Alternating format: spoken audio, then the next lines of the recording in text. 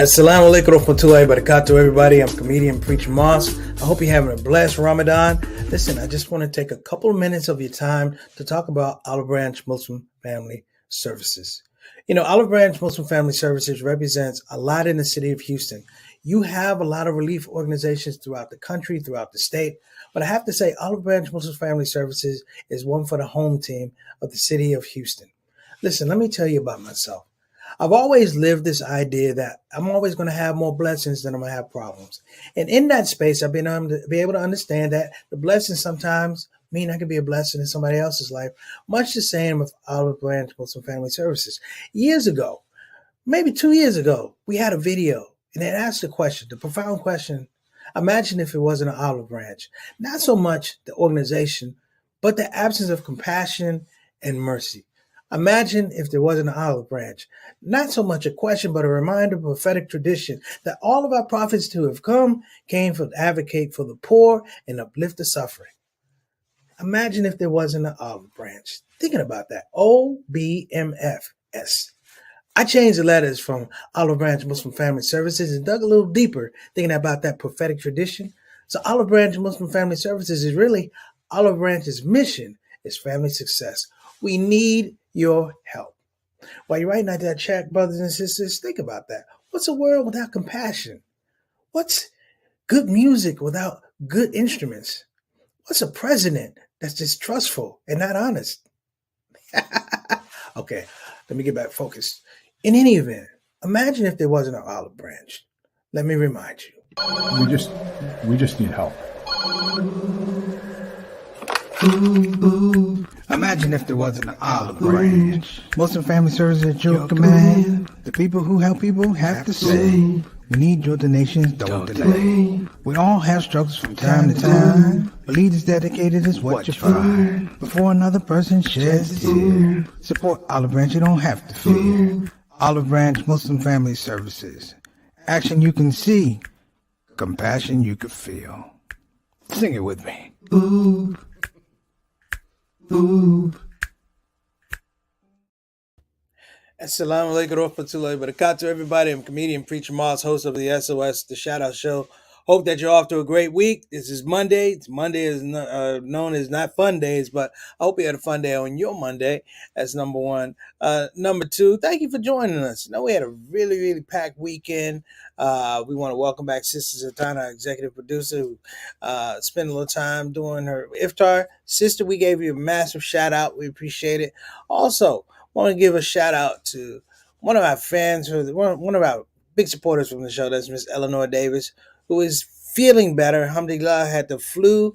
And I'm proud to say that Miss Eleanor and my mom will be getting together on Wednesday. So you guys, I'll be available Wednesday, but you might have a special guest with Miss Eleanor. Alhamdulillah, alhamdulillah. Glad that she is feeling so much better. Let me preface this conversation we're about to have. The show is actually two subjects. The jazz world lost a giant yesterday. We lost Ahmad Jamal. Ahmad Jamal is one of the premier pianists, composers, arrangers that we've had for quite a number of years, known to have definitely affected and influenced Miles Davis and how Miles did his work, if you will, in terms of composing and putting together music and bands. Well known for his trios, which I thought will always amaze me because his trios literally didn't have a drummer. It would be him, a bass player, and a guitar player. The thing about him that I really like is he was one of the first Muslims I knew in the music business. I never had an opportunity to work with Ahmad Jamal. Got a chance to see him perform, but I never really had a chance to work with him. And in terms of pianists, you know, my first pianist was, of course, Jimmy Smith. But Ahmad Jamal was the best. He was amongst the best. And it comes at a really, really difficult time because, it comes at a really, really difficult time because, you know, we just lost, of course, Wayne Shorter, who we looked at some of his stuff. So I thought it was apropos to give part of the show to Ahmad Jamal and talk a little bit about what he means to me, the jazz world, and the Muslim world, because he was Muslim and he passed away during the month of Ramadan. Inna Lillahi wa Inna Ilaihi Rajiun. So, what does that mean for the music world? What does that mean for the Muslim collective in terms of artists when we lose a giant? We're going to be talking about that. But the other part of the conversation, we must get to that, is that America has a gun PR problem. We're going to have to delve into that because this weekend was probably one of the most violent weekends that we had on record. We're not getting answers. All we're doing is getting bodies and a lot of excuses. So stick around where you are. We're going to be right back here on the Shout Out Show. God bless you. Thank you for coming back. Let's get rolling. Preacher Mark.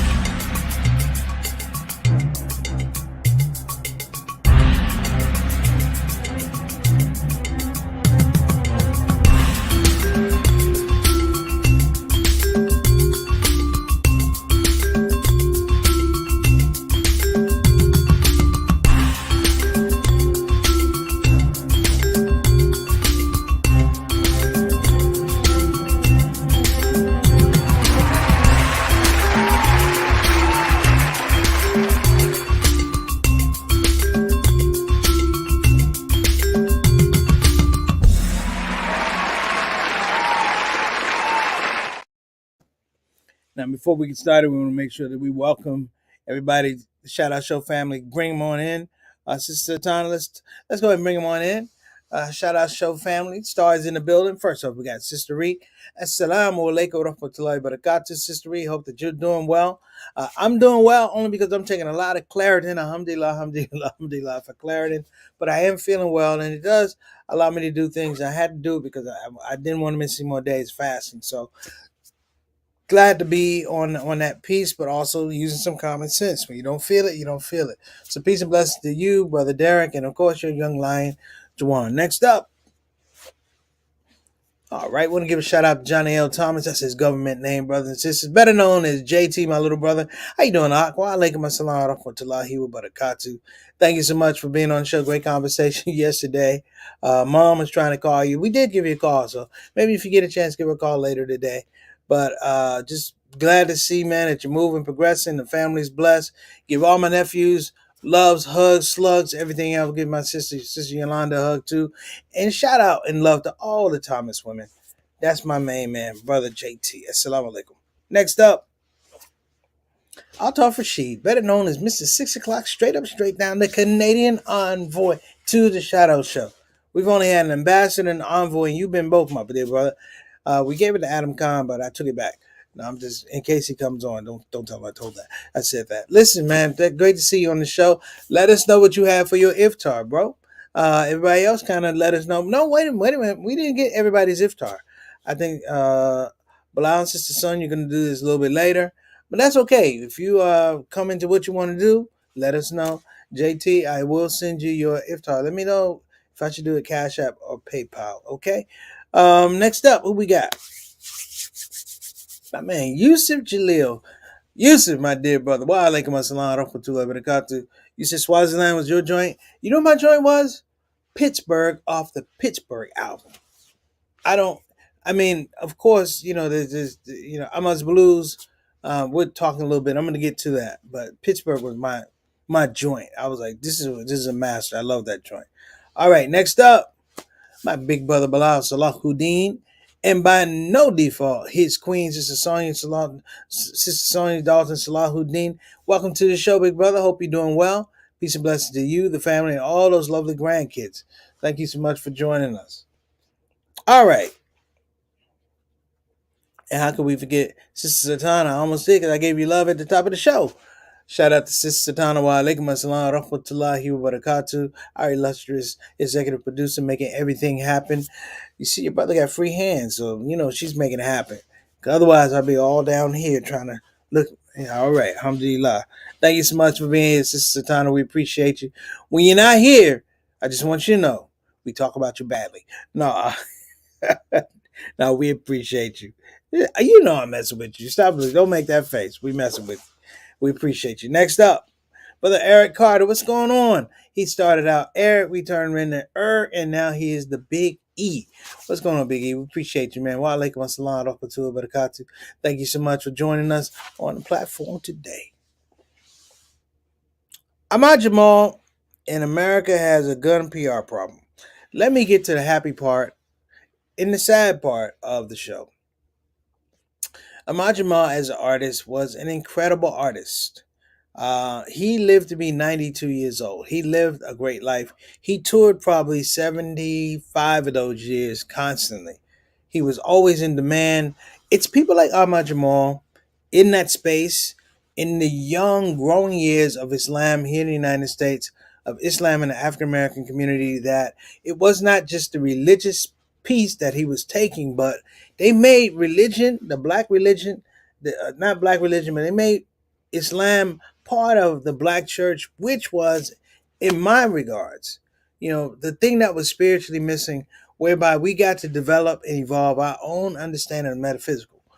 What I mean was developing these relationships with God and him talking about Islam's, like when he first became Muslim in the 50s, talking about Islam, talking about not drinking, talking about not doing drugs, but also talking about the rituals that he prays 5 times a day, that he gets up at 5 in the morning.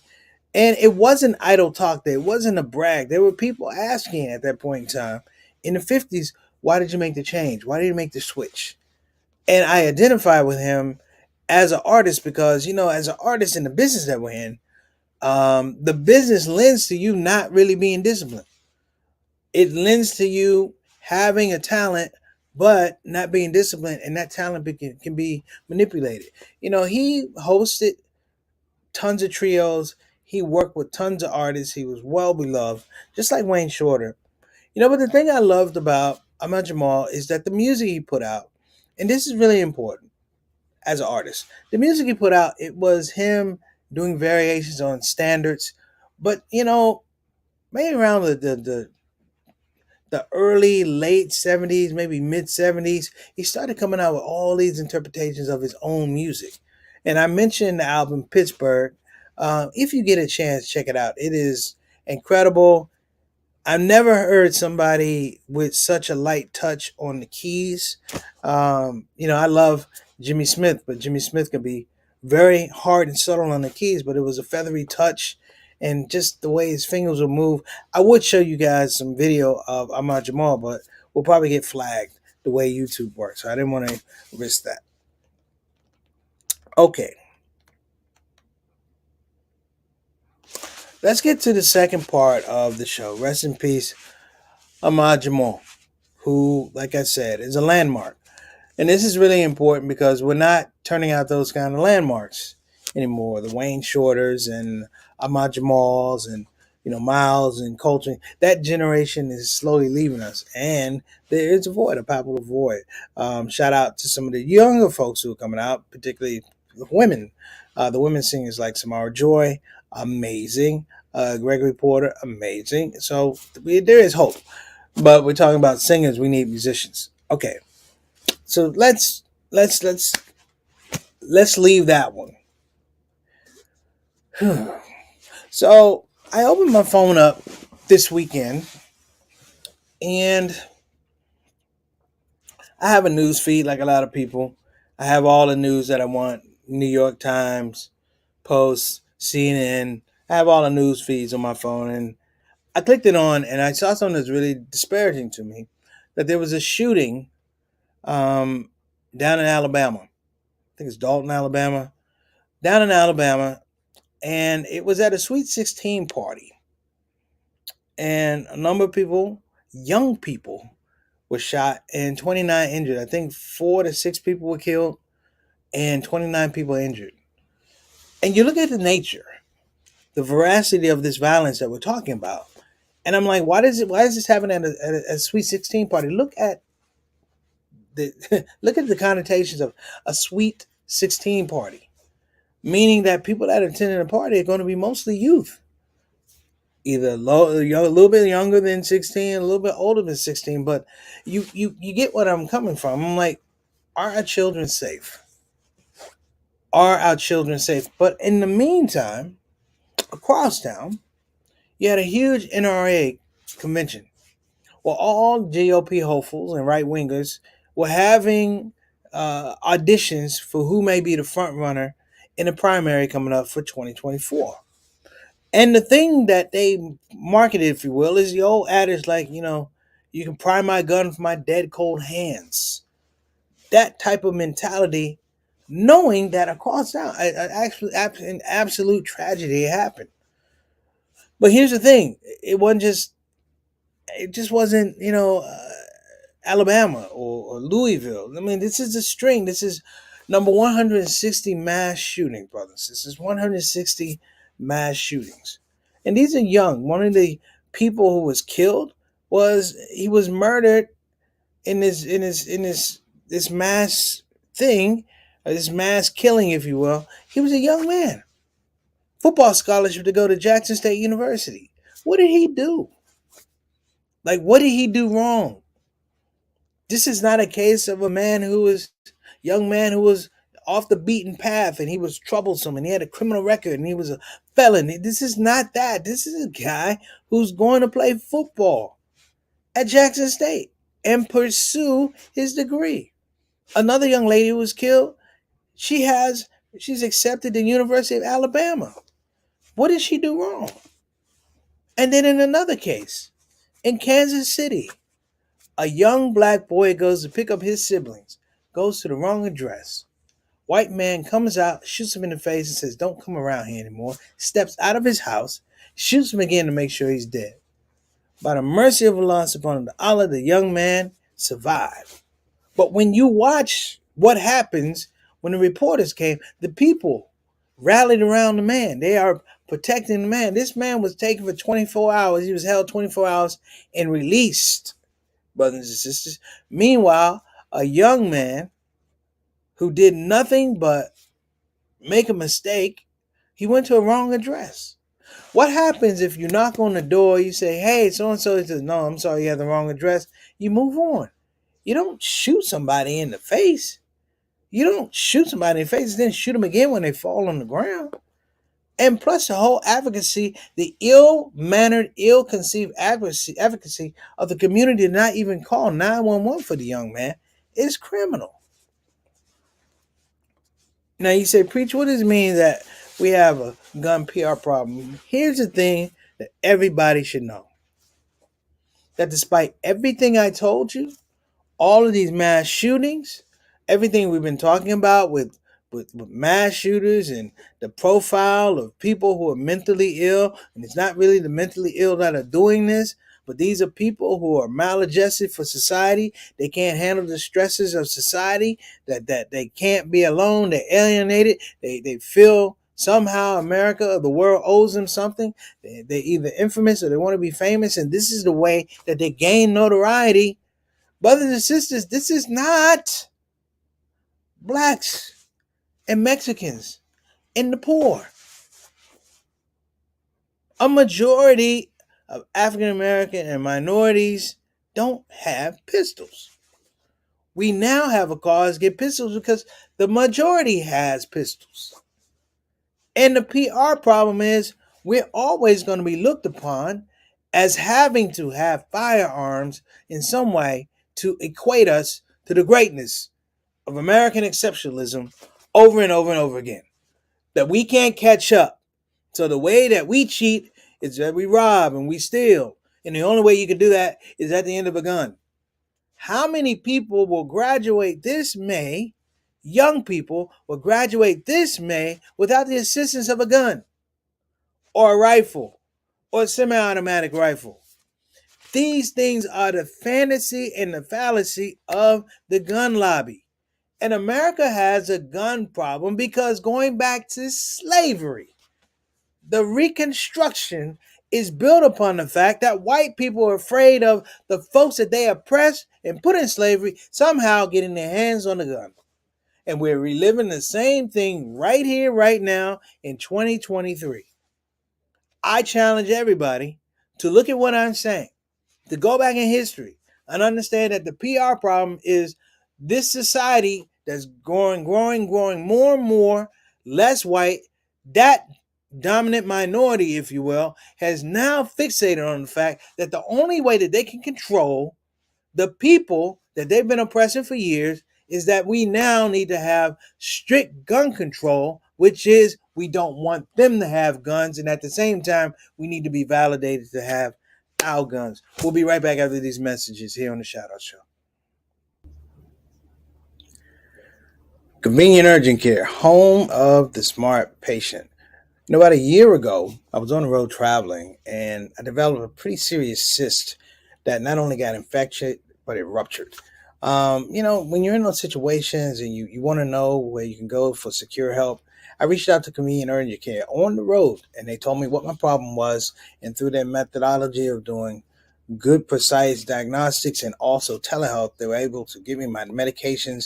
And I was able to come into the office where they actually perform a pretty serious outpatient surgery on me. And I have to say that it was amazing. It would be kind of overdramatic to say they saved my life, but I would say that they saved my quality of life.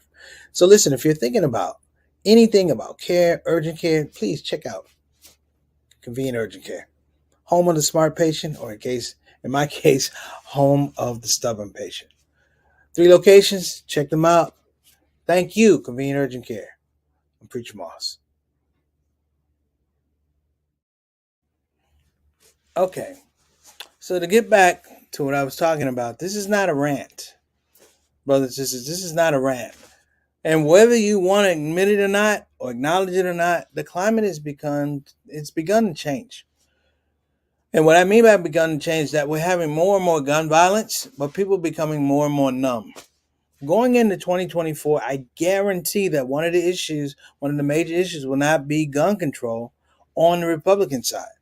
It will not be the thing that tilts an election. Abortion has more of a case right now than gun control. And abortion has to deal with, of course, the lives of the unborn. We're not dealing with the lives that are here.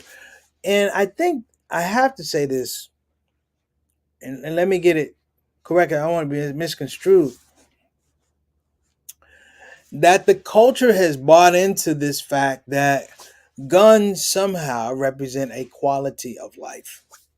Let me say it again. Guns somehow have represented a quality of life. So those who have need the guns to protect against those who don't have guns. So the have-nots don't have guns. So those who don't have guns even are castrated. I want to say cast, but are cast even more.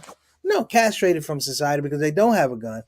And now the only people that can deal with us, that can interface with us, that can liaison with us are the police who have what?